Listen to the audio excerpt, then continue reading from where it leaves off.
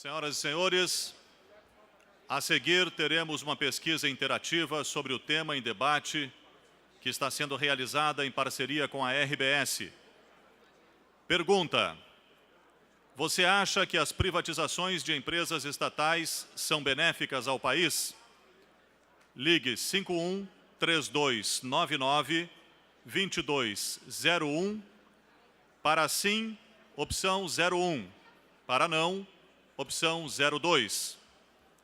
Para participar da pesquisa, será cobrado o custo de ligação local para telefone fixo. Façam suas ligações agora, que o resultado da interativa 1 será divulgado ao final deste painel.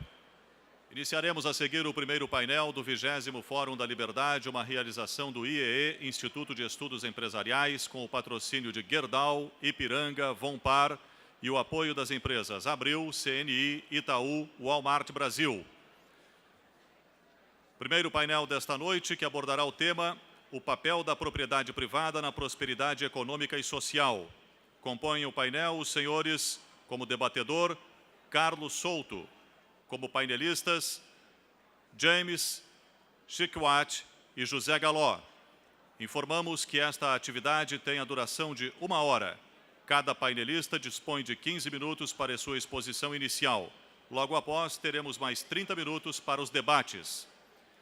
As perguntas do público devem ser feitas por escrito e entregues às recepcionistas do auditório. Informamos ainda que as recepcionistas dispõem de fichas apropriadas para as perguntas. Chamamos ao palco o vice-presidente do IEE, senhor Giancarlo Mandelli, para a apresentação do painel.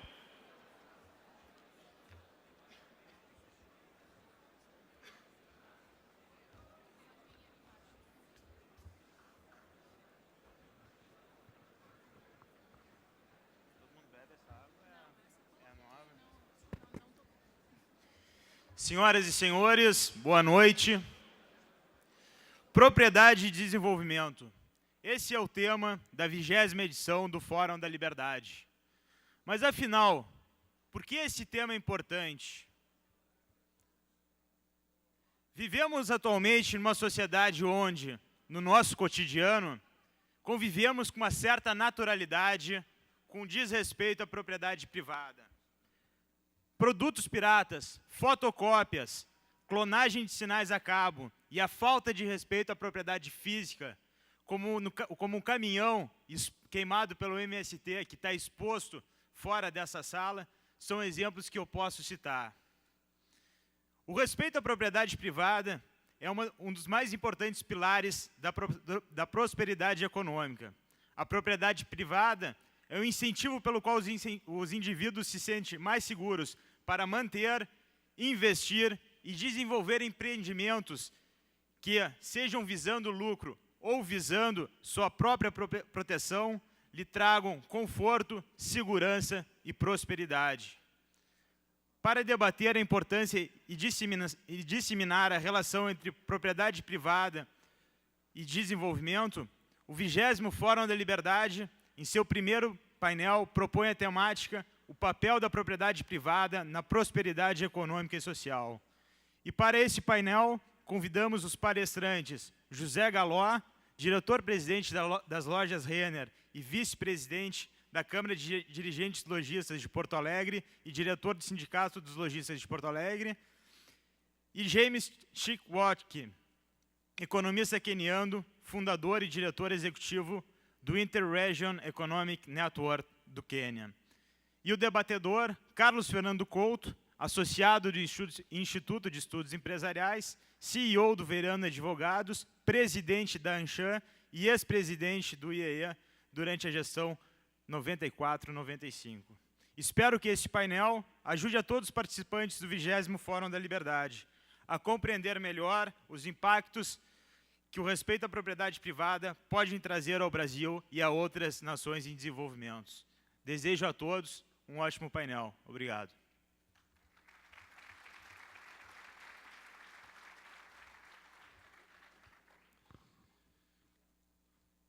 A partir deste momento, as atividades do painel serão conduzidas pelo mediador, senhor Carlos Fernando Souto, que é formado em Ciências Jurídicas e Sociais pela Universidade Federal do Rio Grande do Sul, especialista em Filosofia e Economia Política pela PUC do Rio Grande do Sul, cursou a Escola Superior do Ministério Público do Rio Grande do Sul, a Fundação Getúlio Vargas, participou de diversos colóquios do Liberty Foundation e, entre outros, de cursos de liderança na Alemanha.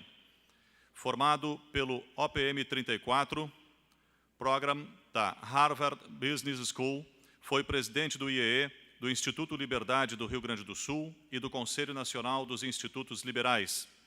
É membro do Conselho Superior da Associação Comercial de Porto Alegre e presidente do Conselho Regional da Anshan RS, sócio e CEO da Veirano Advogados. Alô, muito boa noite a todos, senhoras e senhores. Vamos de pronto dar início a este primeiro painel, intitulado O papel da propriedade privada na prosperidade econômica e social. De plano, eu convido o nosso palestrante James Shikwati, do Quênia, cujo currículo já foi aqui referido, para fazer uso, então, da palavra e apresentar o início dos trabalhos deste painel. Por favor. Good evening, ladies and gentlemen. Boa noite, senhoras e senhores. I'm very much honored to É uma grande honra make a presentation fazer uma apresentação a um público aqui no Brasil. Nós temos uma conexão histórica, né, nós da África e o Brasil. E o que eu discutirei aqui hoje também é algo de muito benefício a todos nós, embora eu saiba que o Brasil já está à nossa frente em termos de desenvolvimento. Vocês já são considerados uma potência emergente e, na África, nós realmente temos interesse em ter um relacionamento com o Brasil que será mais benéfico, diferente do tipo de relacionamento que temos com a Europa. O que eu farei rapidamente, por ter só 15 minutos, é lhes dar exemplos das vantagens da propriedade privada no desenvolvimento. Ou seja, como vocês verão, eu vou pular vários slides, indo direto para os exemplos quenianos de como a propriedade privada ajudou na expansão do que eu chamarei a riqueza no Quênia. Em primeiro lugar, o que é essa coisa que chamamos de propriedade privada?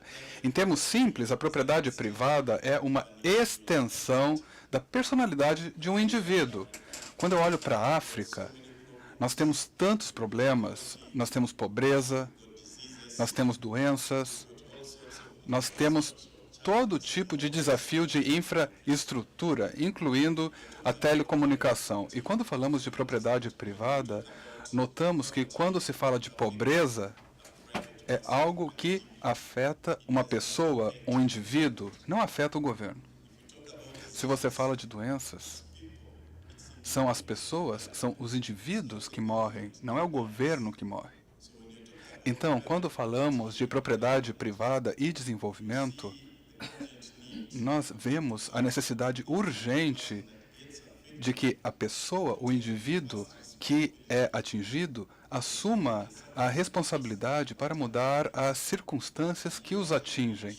E o que eu vou mostrar a vocês, rapidamente, são slides mostrando exemplos de iniciativas na área de propriedade privada no Quênia e que ajudaram a moldar e mudar alguns dos desafios que nós enfrentamos em nosso país. O primeiro exemplo que eu vou lhes mostrar é um exemplo de iluminação pública na cidade e também coleta de lixo.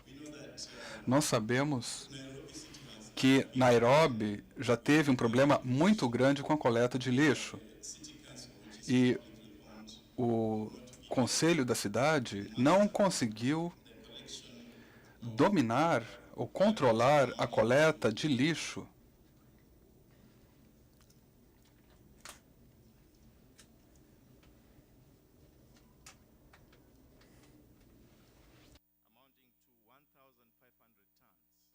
E o que aconteceu é que empresas de coleta de lixo privadas montaram uma estratégia onde falavam com os residentes para ver se eles podiam pagar uma taxa para a coleta do lixo.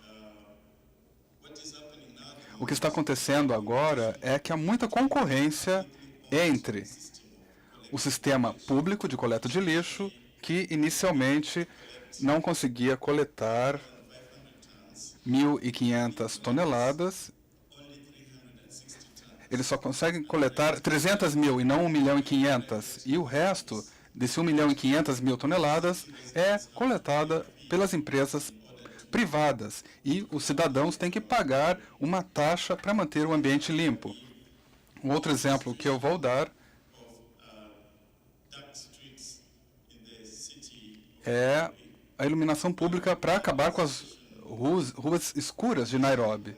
Inicialmente, quando o sistema de iluminação pública estava totalmente nas mãos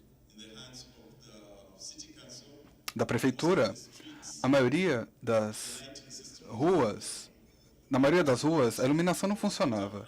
E o que aconteceu é que surgiu uma empresa privada com uma estratégia solicitando que as empresas adotassem um poste de iluminação pública para conseguir iluminar as ruas. E o que está acontecendo agora, então, é que nós temos a maior parte das ruas bem iluminadas. Mas a parte mais interessante disso foram as partes mais carentes da cidade, onde inicialmente se pensava que as empresas que buscavam lucro não iam querer entrar nessas áreas mais pobres.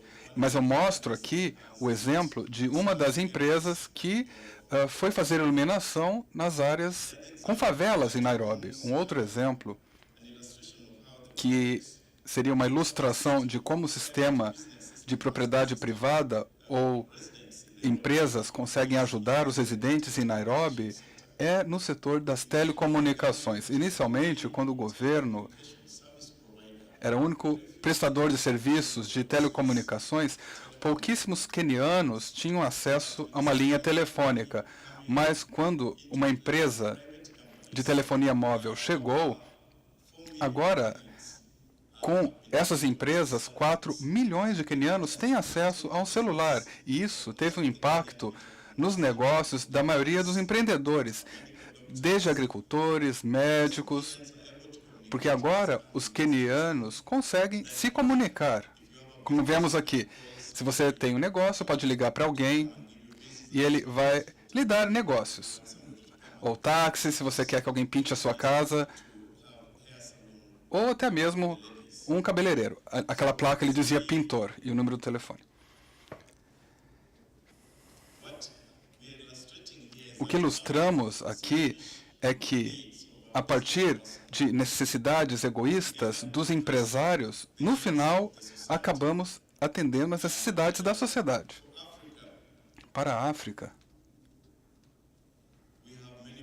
bom, lá nós temos muitos problemas, e nos últimos 40 anos, nós confiamos ao nosso governo a responsabilidade de salvar ou nos tirar dessa situação. Sabemos que é um enorme desafio, mas a melhor forma de tratar da pobreza é criar um ambiente no qual os africanos consigam criar a sua empresa, ter sua propriedade privada e conseguir diminuir as preocupações das pessoas no continente. Quais seriam alguns dos desafios enfrentados por nós e que dificultam a resolução dos nossos problemas? Em primeiro lugar, é claro, se eu puder usar um exemplo, mais uma vez, do Quênia, é onde as pessoas tendem a continuar pobres.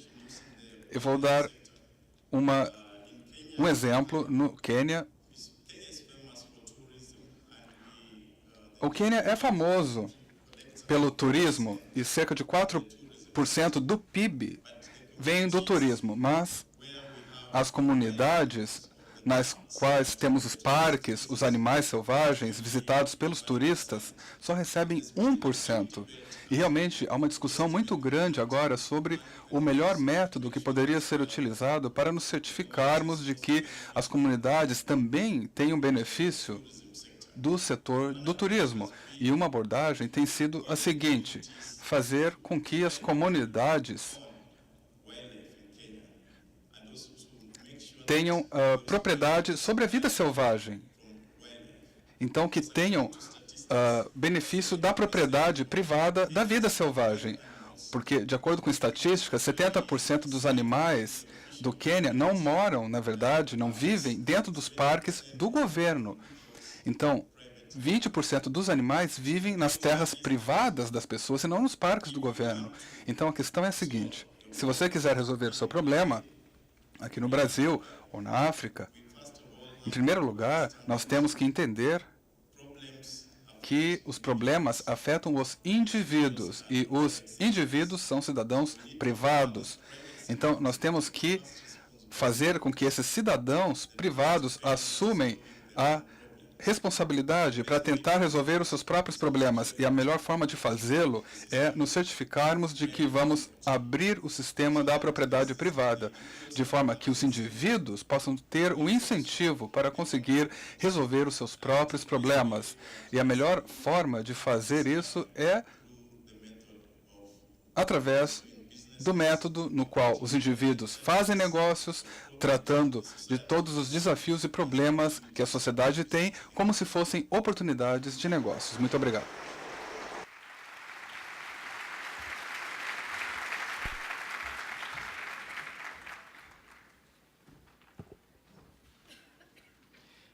Alô.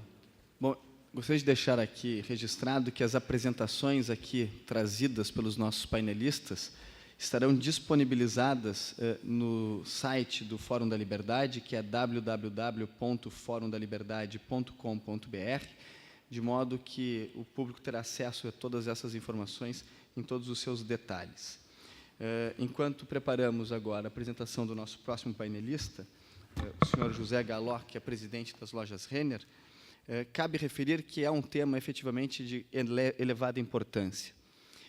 Dr. Galó preside uma companhia, só para nós termos uma referência, cujo controle é pulverizado no mercado.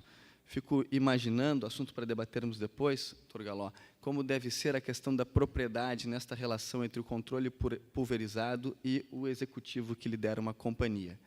Há estudiosos do tema que dizem, mesmo quando não há controle pulverizado, que a verdadeira propriedade nestas situações é a propriedade de fato de quem administra a companhia, e que o acionista seria apenas alguém que emprestaria o equity, o capital, os ativos da empresa para alguém que, de fato, estaria sendo, então, o proprietário da administração daqueles ativos.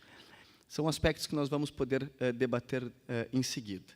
Não sem antes lembrar que este assunto, propriedade, ele tem efetivamente uma amplitude muito importante. Acabamos de ouvir aqui o Sr. James Shikwati, do Quênia, que vem de um país que, para os brasileiros, é um país que padece de problemas socioeconômicos importantes, que nos traz exemplos dos efeitos de processos em que houve a transferência da administração e da propriedade públicas para os indivíduos, para a iniciativa privada. E nos refere aqui a aspectos importantes, como a relação da propriedade com a pobreza, com as doenças, com os aspectos sociais mais relevantes. Então, é efetivamente um tema que apresenta aspectos de suma importância. Passo agora, então, a palavra ao senhor José Galó para nos fazer a sua apresentação. Por favor. Boa noite a todos. Muito obrigado pelo convite. Eu venho aqui, não como o presidente da Renner, mas como um cidadão, e que, considerando a peculiaridade do negócio onde eu atuo, eu tenho muito contato com pessoas, classe A, classe B, classe C, e eu queria dar o enfoque, exatamente o meu enfoque da minha palestra, eu queria mostrar alguns números para vocês, porque eu acho que o grande objetivo nós seremos um país desenvolvido onde todos tiverem a possibilidade de ter a propriedade. E certamente será muito debatido, já foi, o nosso homenageado Salim já nos deu um caminho, o presidente Webel também nos deu um caminho. Eu queria mostrar alguns dados, algumas informações aqui sobre o nosso país, no sentido de que vocês retenham isso e que pensem a respeito desses números e desses dados durante o painel, porque antes de ter o direito à propriedade, é necessário ter a propriedade. Quais são os obstáculos para que a gente possibilite aqui todas as classes, todas as pessoas nesse Brasil possam ter a propriedade? Uma propriedade. Como se forma uma propriedade? O que é fundamental para o desenvolvimento da propriedade? Sem dúvida, a propriedade se forma a partir de renda, a partir de salários, a partir de ganhos, a partir de uma economia saudável, de uma estabilidade e de uma ética. Por que é difícil formar uma propriedade nesse país? Em primeiro lugar, eu queria caracterizar o que eu penso sobre o papel do Estado. É garantir a liberdade dos indivíduos e seus direitos fundamentais. O direito à vida, integridade física, trabalho, livre iniciativa e o fruto do trabalho, o direito à propriedade. E também ele é responsável por criar um ambiente de estabilidade, segurança e liberdade para que cada indivíduo possa buscar a felicidade através das suas próprias escolhas. Certamente, alguém que tem acesso à propriedade, ele tem muito mais chances de ser feliz. Isso se vê comumente, vejam, quando se assiste um programa de televisão, por exemplo, a gente percebe claramente qual é o desejo da casa, é o desejo do automóvel, é o desejo da propriedade. Bom, só assim os indivíduos tornam-se aptos a gerir com segurança os seus negócios e formar a propriedade. Outra forma de formar propriedade é através de empreendimentos. Por que essa condição não nos é dada? Em primeiro lugar, nós temos uma grande entidade, que é um grande concorrente e com uma voracidade fantástica, que é o Estado. Não é?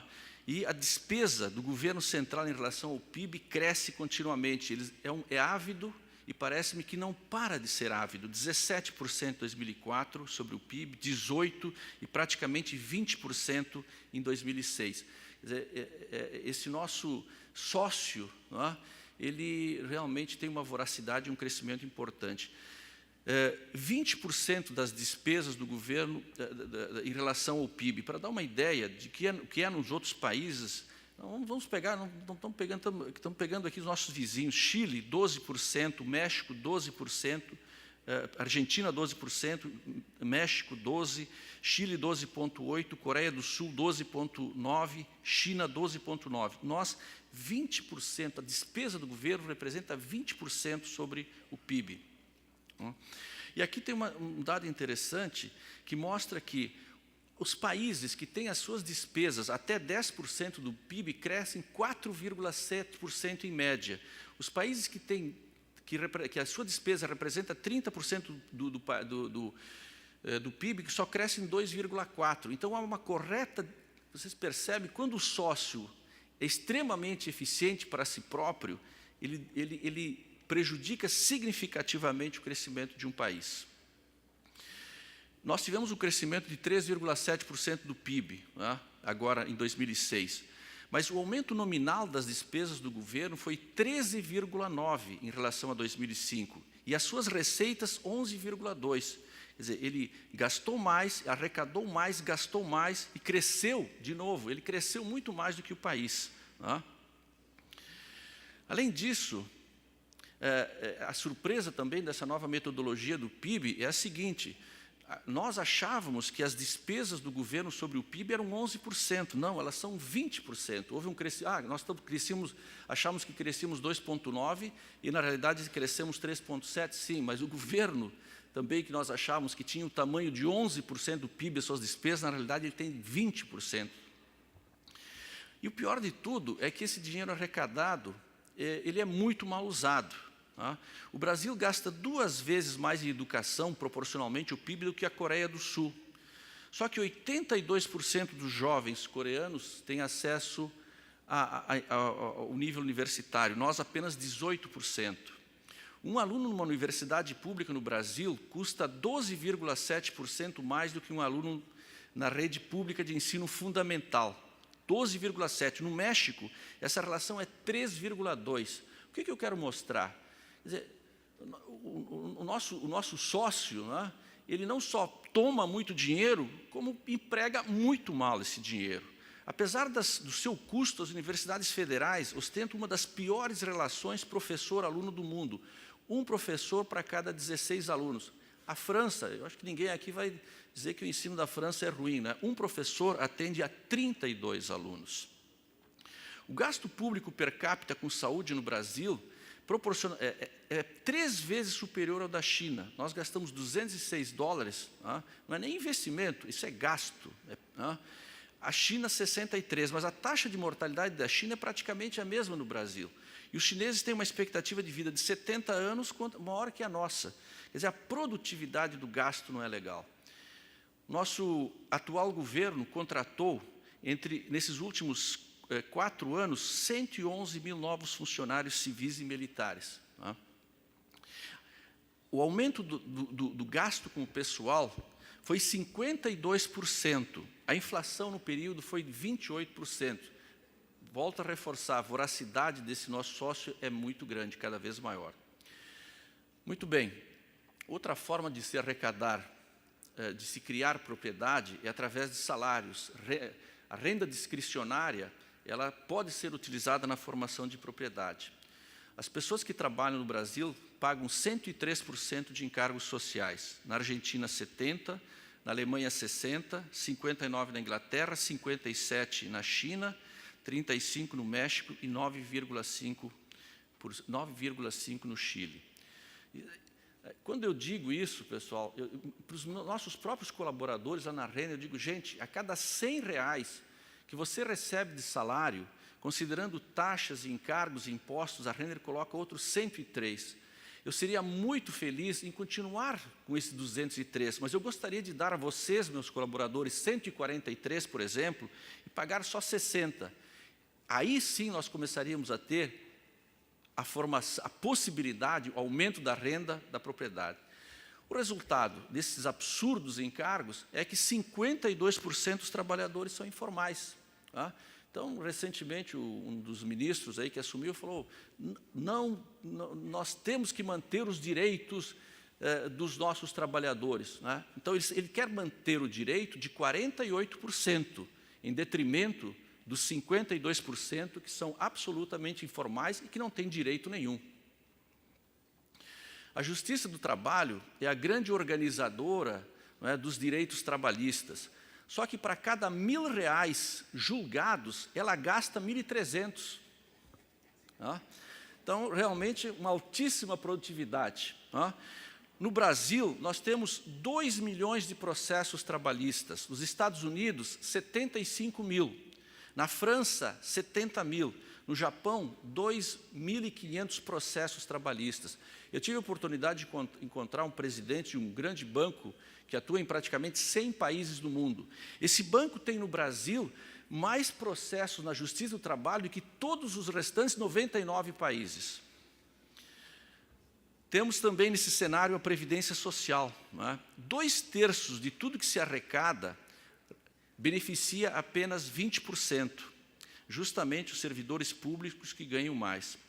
O déficit gerado por esses 3 milhões de funcionários públicos, ele é maior do que a soma que o Estado brasileiro gasta com a educação de 37 milhões de crianças que estão na escola básica. Aqui nós temos a abertura do déficit previdenciário. É o seguinte, os beneficiários, 12%, 3 milhões de beneficiários, que basicamente é o setor público, é responsável por 83,5% do déficit da Previdência. E os outros 88%, nós, do setor privado, somos responsáveis por 16,5%. E a Previdência também, acompanhando o nosso grande sócio, também não para de crescer, 38, 42, 47 bilhões. E é óbvio que é extremamente generosa. Nós não temos idade mínima, né, para aposentadorias por tempo de contribuição.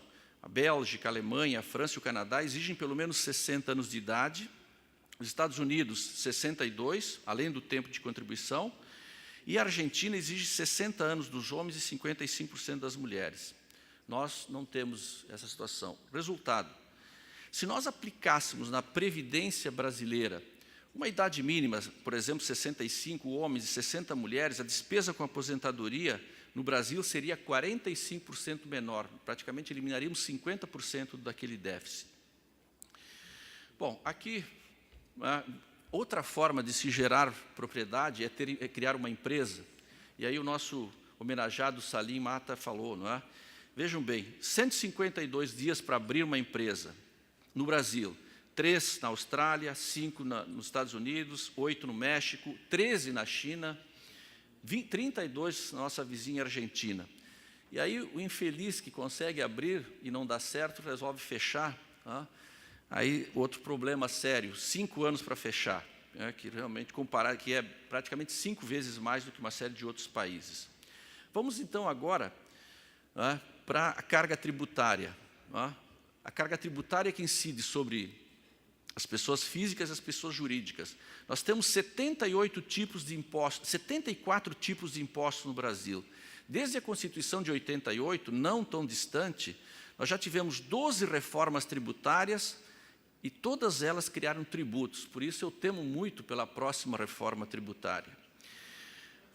Foram editados 3,5 milhões de normas, das quais 295 mil abordando temas tributários. E o mais fantástico de tudo é que a maior parte das normas não saíram do legislativo, que, como o próprio nome diz, legisla, faz as nossas leis. Não, saíram do executivo.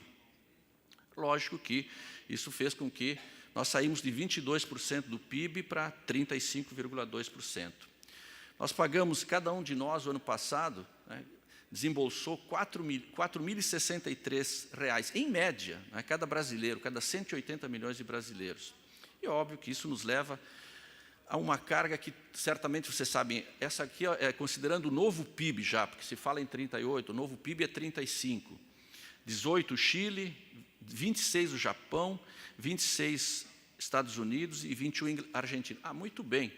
Agora, tem um pequeno detalhe. O que é que os japoneses recebem? A carga tributária é 26%. Agora, o que é que um cidadão japonês recebe? O que é que um cidadão americano recebe? O que é que um cidadão chileno, que é 19%, recebe? Nós não só somos... o governo fica com 35%, como não dá absolutamente nada de retorno. Quer dizer, o governo que foi feito para nos servir, nós estamos numa inversão total e absoluta de papel. Nós estamos sendo escravizados, está sendo tomada uma carga absurda de impostos e não nos é dado retorno. Quer dizer, o que era para ser um meio, o governo é um meio, passou a ser um fim em si mesmo, em detrimento da sociedade. Lógico que nós precisamos de uma reforma fiscal e corte de despesas. Cada brasileiro trabalha 145 dias, cada um de nós, aqui nessa sala, 145 dias, ou 4,8 salários por ano para pagar impostos. E aqui vem uma coisa que me fascina muito e, ao mesmo tempo, me deixa muito triste, é que a gente, em todas as minhas conversas que eu tenho, ninguém sabe quanto é que paga de imposto. Por quê? Porque o imposto está embutido. A carne tem 33% de impostos, o açúcar, 40%, o café, 36%, a água mineral, 44%, as roupas, 37%, e o shampoo, 51%. Eu coloquei aqui o shampoo. A partir de hoje, cada vez que vocês forem lavar a cabeça, certo? Pensem que vocês poderiam, que metade do que vocês pagaram por aquele shampoo são impostos. Agora, recentemente, nós tivemos a Páscoa, né? Chocolate pagou 38% de imposto, bacalhau 35% e brinquedos 31%.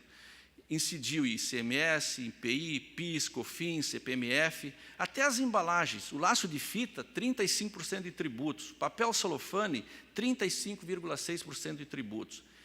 E este quadro aqui é que me arrepia, certo? A carga tributária, pessoal, ela é, vejam só, as pessoas, a renda familiar de até 2 salários mínimos, 48,9% dessa renda familiar é absorvida por impostos, enquanto com mais de 30 salários mínimos, 26%.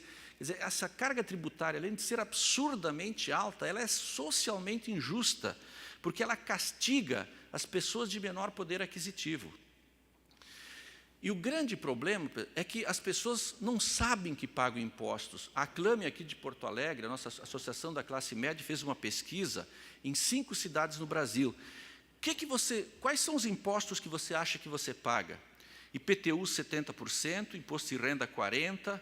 Agora, CPMF 29%, ICMS só 17% sabe que paga ICMS, né? que está embutido. E, enfim, as pessoas, talvez seja o meu principal objetivo aqui, é conscientizar você, certo, dessa situação que, infelizmente, não há nenhum interesse em que a sociedade saiba, e por isso é que não se estabelece claramente. Em 1988, na nossa Constituição, pessoal, tem lá eu nem sei como é que juridicamente se fala isso, mas tem que ser regulamentado que deve se destacar os impostos. Né? Até hoje não foi regulamentado. Óbvio que não há nenhum interesse do Executivo e do Legislativo que se destaque nas notas fiscais quanto se paga de imposto. Eu acho que isso criaria uma verdadeira revolução social.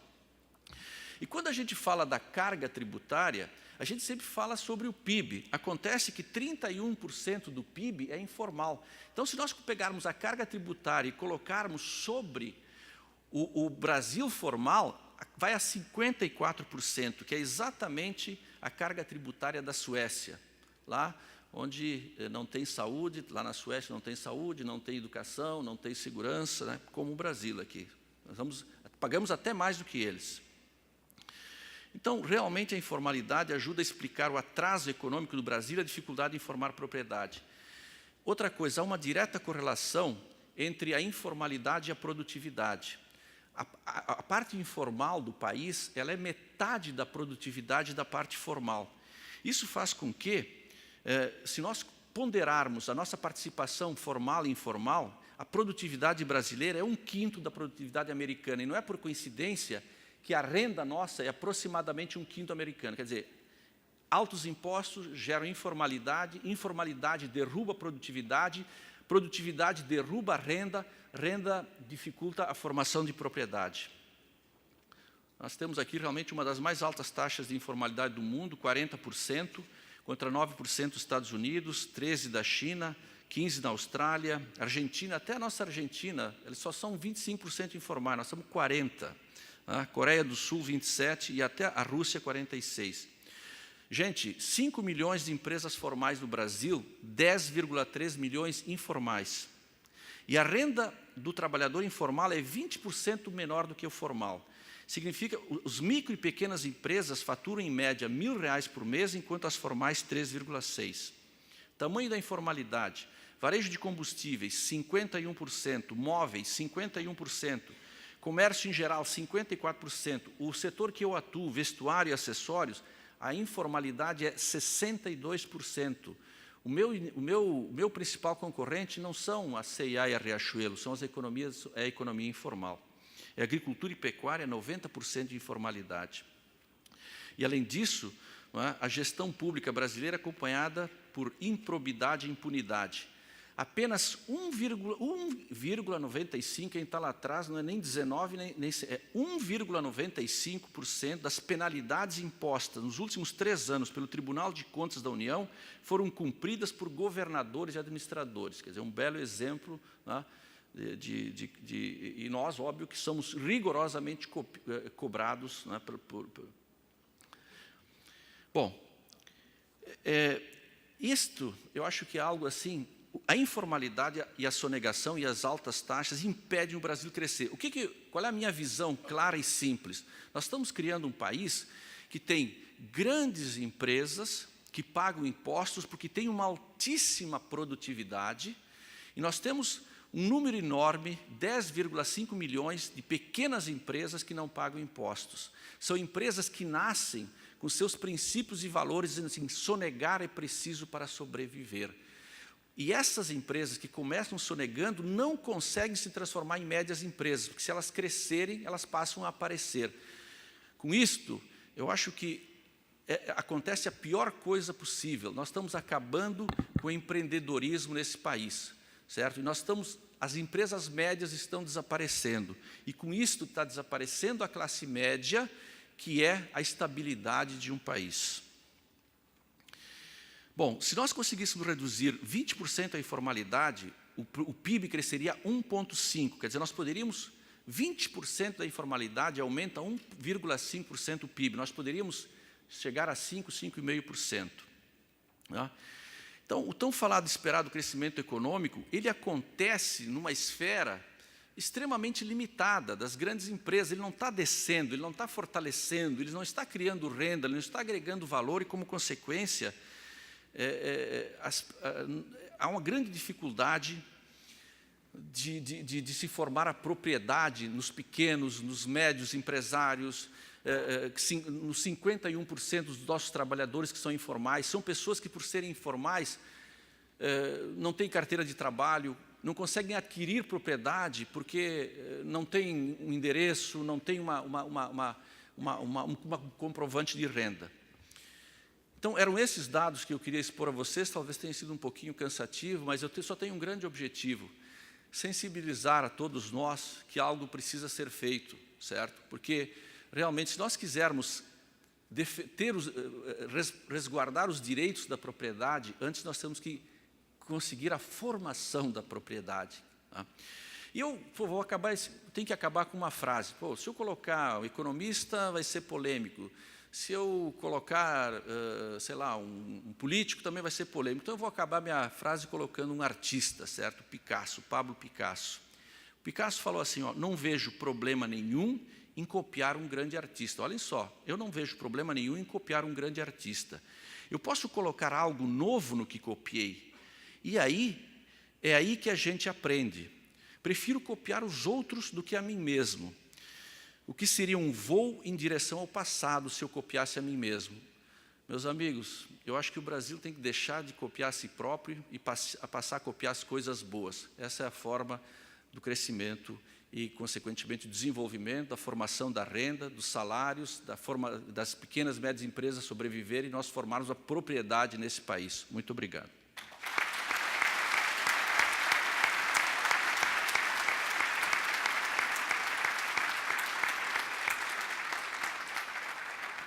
Muito obrigado, Sr. Zé Galó, por essa exposição extremamente interessante. Ocorreu-me lamentar que, como é tradição nos eventos no Brasil, os nossos políticos eles comparecem no determinado momento em que eles aparecem, mas no momento em que muitas mensagens importantes que podem incrementar a qualidade de vida dos cidadãos são oferecidas ao público, as autoridades não mais se encontram entre nós. Cabe o registro de que, pelo menos, nosso vice-governador...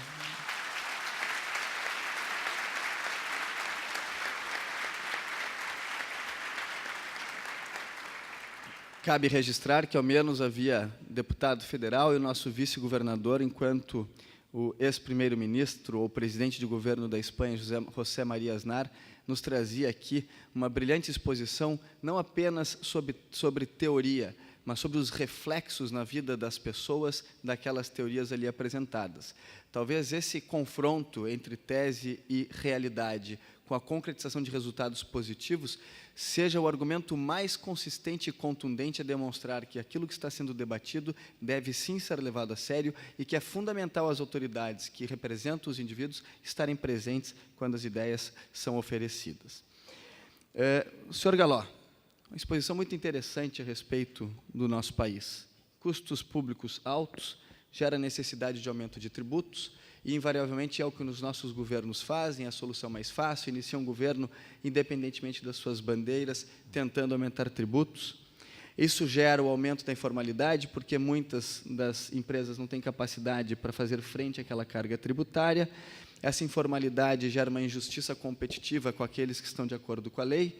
Isso gera uma dificuldade de geração de empregos, gera o empobrecimento da sociedade, incrementa a ineficiência, incrementa a pobreza, a dignidade das pessoas é afetada, nós então ficamos à mercê de um sistema falho e sujeito ao populismo. A pergunta que eu queria lhe fazer é: como conter os gastos públicos? Como estabelecer ferramentas de mudança desse ciclo que parece quase que um ciclo inercial da nossa cultura? Lembrando que, quando nós estamos falando em propriedade, pelo que eu entendi da sua apresentação, nós estamos falando que nós estamos transferindo de forma coercitiva a propriedade privada para os governos diante das políticas tributárias tão ineficazes. Educação. Veja bem, esses fatos que eu mostrei são dramáticos e eles estão aí, mas a sociedade não consegue interpretá-los. Não é?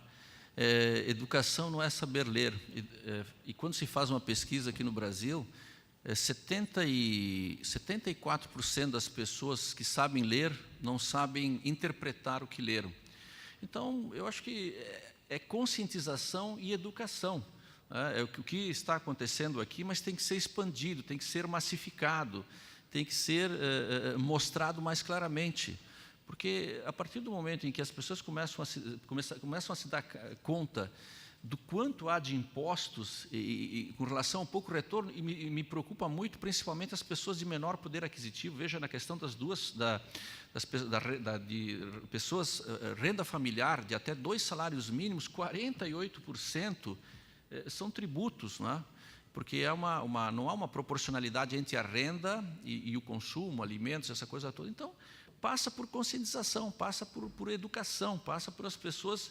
As mudanças só acontecem quando há a sensibilização, a compreensão do problema. Até que não houver isso, não vamos conseguir. Né? E nós estamos extremamente amorfos, nós estamos pouco reativos.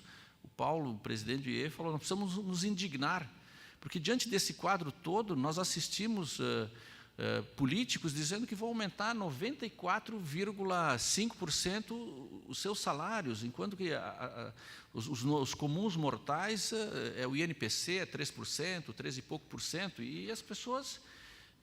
e aí? Né? Diante disso, qual é a reação da sociedade em relação a isso? O Paulo, presidente do Instituto, citou Martin Luther King Jr., e dele é uma frase interessante que diz que o que preocupa não é a ação dos ruins, mas o silêncio dos bons. Exatamente. Professor James, durante a sua apresentação nós tivemos alguns problemas com os slides, o senhor pôde perceber. Gostaria de lhe dar a oportunidade de fazer alguma complementação breve a respeito da sua apresentação, mas não sem antes de apresentar-lhe uma pergunta. A Constituição do Brasil apresenta um conceito de que é assegurado o direito de propriedade. Logo em seguida diz que a propriedade deve cumprir a sua função social. Na sua visão, qual é a função social que a propriedade deve cumprir? Eu agrego a essa pergunta algo que foi aqui referido pelo presidente do Instituto na sua manifestação de abertura do fórum, de que existe um movimento chamado de social no Brasil que apregoa a reforma agrária e o faz de forma ofensiva e não respeitando as leis. O senhor acha que a reforma agrária, através da força e da pressão, é uma das formas de se respeitar a função social da propriedade, ou teria outros efeitos ruins para a sociedade onde este tipo de iniciativa é empreendida? Thank you very much. I apologize for the slide mix-up. Quando você fala sobre propriedade e o papel social, na minha apresentação eu digo que a propriedade privada é uma extensão da responsabilidade pessoal. E quando se fala sobre sociedade, a sociedade é feita de pessoas. Então, não há forma de você dissociar ter uma propriedade privada da sociedade. Se eu puder dar um exemplo da questão da telefonia celular, aquele que é proprietário de uma empresa celular, ele quer lucro, mas ele ele tem um papel social na sociedade, garantindo que você se comunique com a sua esposa, com seus filhos, se comunique com as pessoas que você quiser. Então, tem um papel muito importante na sociedade. O Brasil, que é conhecido pelo futebol, por exemplo, você sempre se comunica com qual é o time que está ganhando. Se olharmos o exemplo queniano, sempre estamos ganhando no atletismo, porque a pessoa é proprietária do seu próprio talento. E aí dizemos que se você disser que tudo que a pessoa ganha pertence ao país, então não haveria nenhum atleta no Quênia. Não tem como dissociar propriedade privada e papel social. Se você tentar fazer isso, vai ter uma situação na qual o governo, em vez de usar os talentos das pessoas, vai usar os talentos das pessoas e dar para os outros. O que vai acontecer é que acabará que os talentos serão escondidos, assim como nós ouvimos naquela apresentação, que os empresários não estão pagando impostos porque estão na informalidade. Em relação à reforma agrária, eu acho que, para aqueles que leem os jornais, vocês sabem, conhecem o caso da África, no Zimbábue, onde o governo decidiu fazer uma reforma agrária, e o que nós sabemos é que, na maior parte dos casos, os políticos vão recompensar aqueles que votaram para eles, os seus próprios amigos. Então, se vocês pensarem como indivíduos, podem confiar nos políticos para cuidar de toda a nação, mas em relação à distribuição de terra, há uma possibilidade de que vão criar uma situação aqui, como que está acontecendo no Zimbábue. A melhor coisa é o governo dar oportunidade para cada pessoa, sem necessariamente ser aquele que dá o que eu chamo o bolo nacional para os cidadãos, porque quando isso acontece, não funciona. A menos que você seja amigo de um político, você não vai conseguir ter acesso à propriedade em particular. Sr. Galó.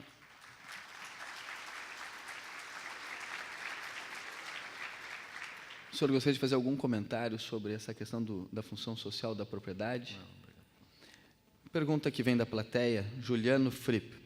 Como pode as lojas Renner, tendo todos esses tipos de adversidades vindo do governo, principalmente com a carga tributária, conseguir se transformar nesta grande empresa com várias filiais no Brasil?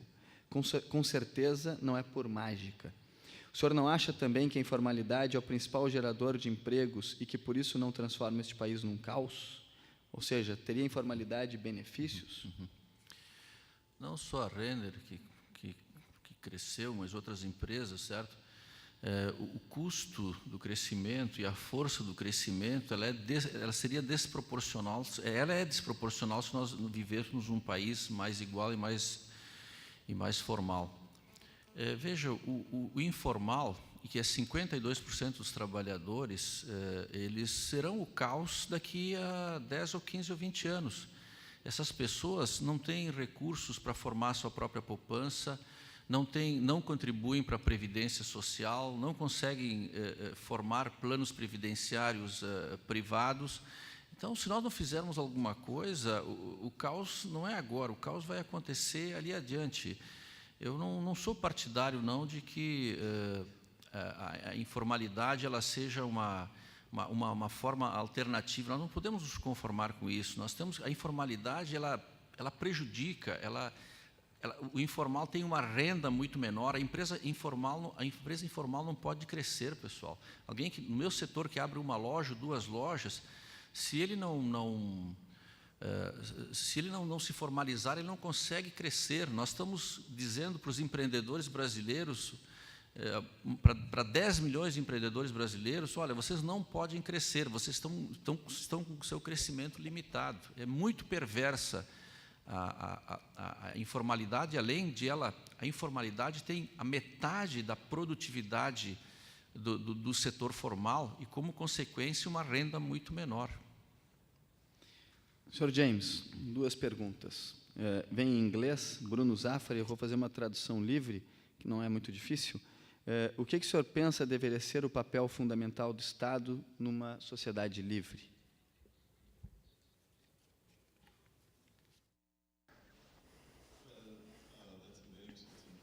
É uma pergunta muito interessante.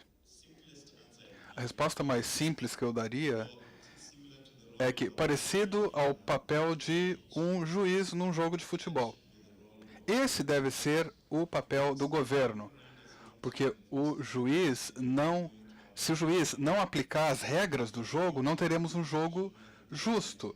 Ou seja, é como se nós temos que imaginar, então, o governo, o Estado assumindo o seu papel como juiz, e as empresas vão competir nesse jogo, que vocês poderiam chamar de futebol, que fosse um jogo competitivo e que fosse bom para quem está assistindo.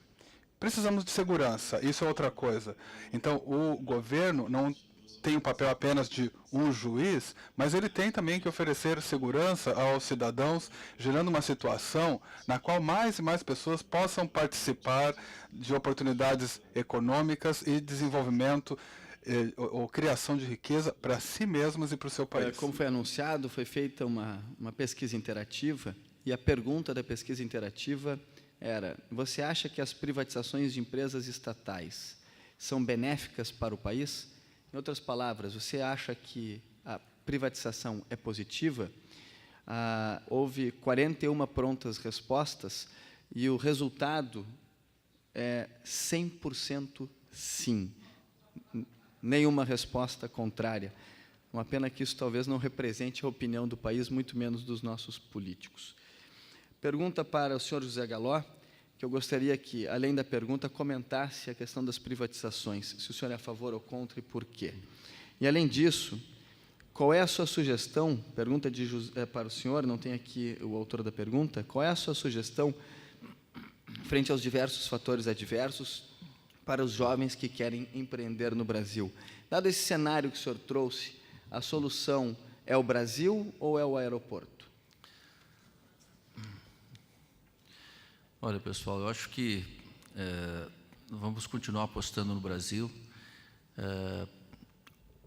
Não desistam. Talvez a resposta aqui saia um pouco também. Esses são os obstáculos. Quais são os obstáculos? Quais são? Não é o tema desse fórum, né? Mas quais são? O que se pode fazer? Em primeiro lugar, se você começar um empreendimento, tenha certeza que você está com uma ideia tão inovadora, tão diferenciada, que vai ter força suficiente para vencer todas essas resistências. É possível? Sim, é possível isso acontecer. Mas você tem que começar com um projeto extremamente diferenciado, com muita força. Além disso, coloque na sua cabeça que você vai ser uma pessoa, você vai criar uma empresa que tenha ética, e que não sonegue. Isto é uma outra coisa muito importante. Se você cair na tentação de começar a informal ou sonegar, vai ser muito difícil sair disso. Então, criar algo diferenciado, trabalhar muito e ser ético. Há esperanças. A gente tem uma série de exemplos e temos que lutar, certo? Eu vejo que os caras pintadas estão, faz tempo que não aparecem mais, não. Os caras pintadas, não sei se foram ao Congresso quando deu o 95, pouco % de aumento. Quer dizer, nós precisamos sair da apatia, nós precisamos ir para a rua, certo? Porque os políticos só respondem a pressões. Eu não pense que político responde a uma carta que você manda com um memorial, uma carta, não responde não, realmente só com muita pressão. Então, os jovens também sejam mais caras pintadas. Vamos para a rua aí. Algum comentário sobre privatização? A privatização, os números mostram, né, então aí o exemplo da telefonia, por exemplo, que é um dos exemplos, né? Sem dúvida, como é que a gente pode imaginar que, eu mostrei os números sobre a eficiência na educação, a eficiência na saúde, enfim, como é que esse nosso sócio, ele não se mostra gestor nem do que ele deveria fazer. É óbvio que ele não vai ser gestor de alguma coisa que exige competência. Não está sendo nem competente para suas funções básicas, imagina competência para gerir uma empresa. Então, realmente, impossível. Né? O senhor se somaria, então, àqueles que responderam? Com certeza, dois votos. Então, estamos mantendo aqui a tendência. Senhor James, estamos já adiantados na hora, as perguntas pululam aqui de todos os lados, todas elas muito interessantes. Infelizmente, não será possível responder a todas, temos que encaminhar a conclusão. O presidente do Instituto aqui já me olha com olhares críticos pelo relógio. Queria até fazer uma referência, senhor Galol, antes de encerrar, que o Instituto Liberdade, tempos atrás, fez promoção de venda de gasolina sem tributos. Diferenciou o que era o preço do produto e o que era a carga tributária. Além das filas naquele posto serem longuíssimas, porque virou um preço muito mais barato, deu-se a impressão do que fica para quem consome e o que vai para o governo. O senhor referiu antes que, se tivesse sido destacado, né, na compra dos bens, o que é tributo e o que é aquisição, talvez as pressões fossem muito maiores. O que o senhor acha? É conscientização. Exatamente. As coisas não acontecem se não houver conscientização, se as pessoas não souberem da dimensão das coisas, do volume de impostos, educação, conscientização, mudança, melhoria e desenvolvimento. Não tem outro jeito. E veja, essas experiências acontecem aqui no Rio Grande do Sul. O Fórum da Liberdade é um belo exemplo. Ele tem que expandir, ele tem que repercutir mais a nível de Brasil, certo? Essa ideia da gasolina tem que expandir mais a nível de Brasil. Eu acho que esse pioneirismo tem que ser levado. Isso é conscientização. Certamente o nível de conscientização nosso aqui é maior do que nós aqui. No final do ano, nós recusamos um aumento de impostos, certo? Recusamos um aumento de impostos. Isso é muito bom, é a evolução. No início do ano, exatamente, é uma evolução. Então, vamos levar essa experiência para o resto do Brasil, quem sabe? O impacto seria tão grande que eu não duvido que haveria algum político tentando proibir esse tipo de iniciativa. Com certeza. Senhor James, caminhando à conclusão com o senhor, primeiro uma visão sua a respeito dos processos de privatização. Qual a sua opinião a respeito dos benefícios do processo de privatização? Eu lhe pergunto porque no Brasil os políticos têm vergonha de defender a privatização, mesmo quando dela se valem e colhem os frutos dos seus resultados. Mesmo aqueles que acertam não têm coragem de defender esses processos. Qual é a sua visão a respeito dos processos de privatização, além dos exemplos que o senhor já nos trouxe na sua apresentação inicial?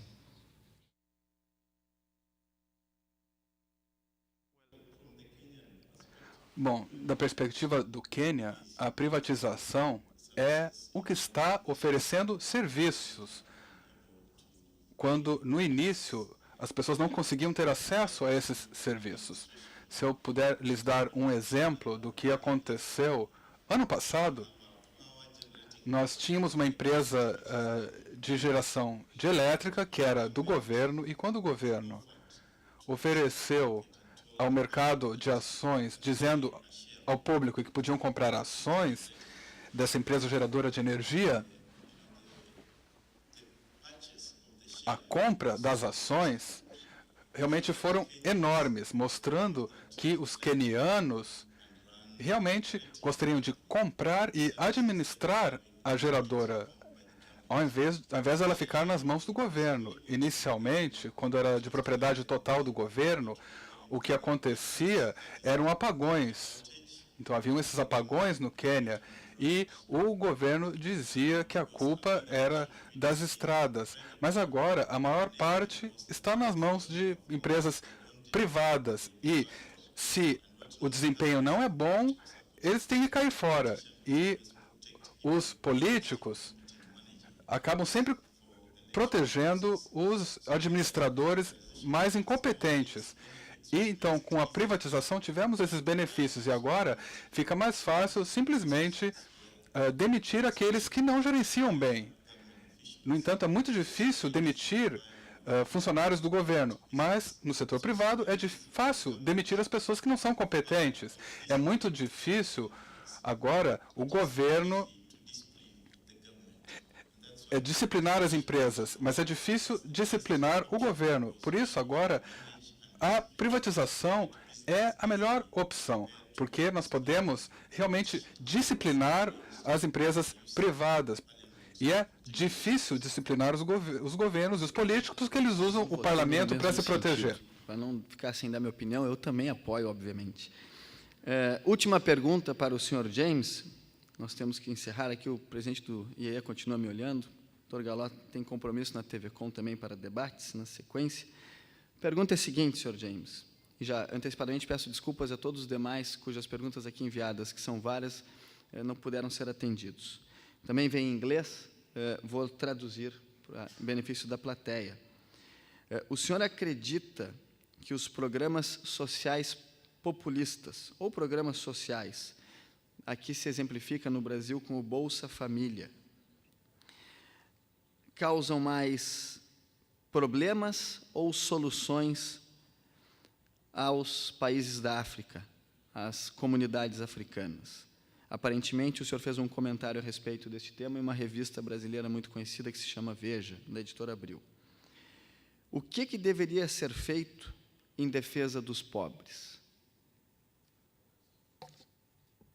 That's a tough question, but if I may use the African example, you know, it's wrong to say that Africa is poor.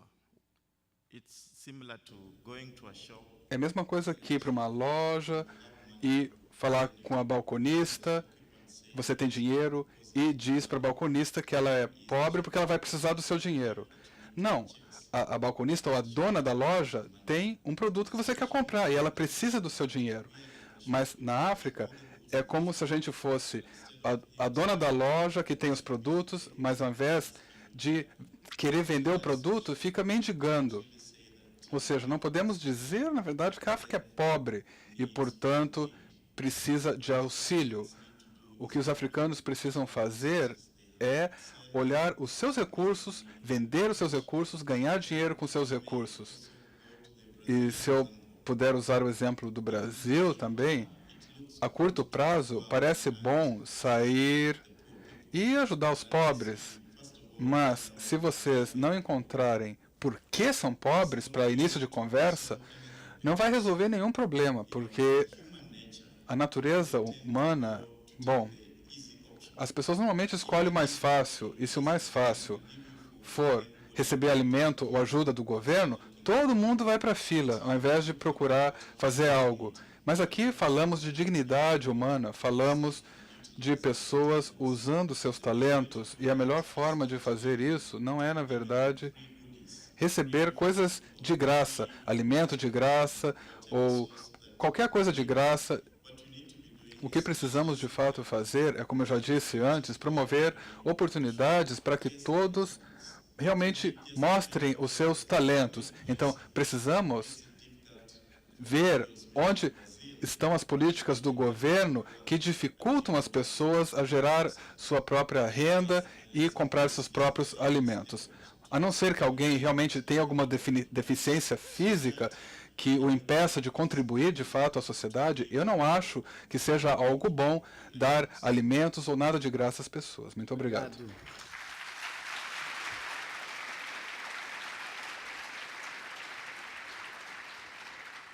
Muito obrigado, Sr. James Shikwati, pelas suas contribuições valiosíssimas a todos nós aqui no Fórum da Liberdade. Da mesma forma, os agradecimentos ao Sr. José Galó pela excelente apresentação. Obrigado especial a todas as senhoras e senhores que prestigiaram este evento, que mostrou mais uma vez o seu sentido, a sua razão e os enormes benefícios que gera na troca de ideias a nossa comunidade. Então, encerramos aqui o nosso primeiro dia do Fórum da Liberdade, lembrando que os trabalhos serão retomados amanhã a partir das 8 horas da manhã. Se me permitem uma brincadeira fora do script, aparentemente o senhor José Maria Aznar é torcedor do Real Madrid e teria vindo a Porto Alegre em agradecimento àquilo que houve em Tóquio em dezembro. Boa noite a todos, senhores.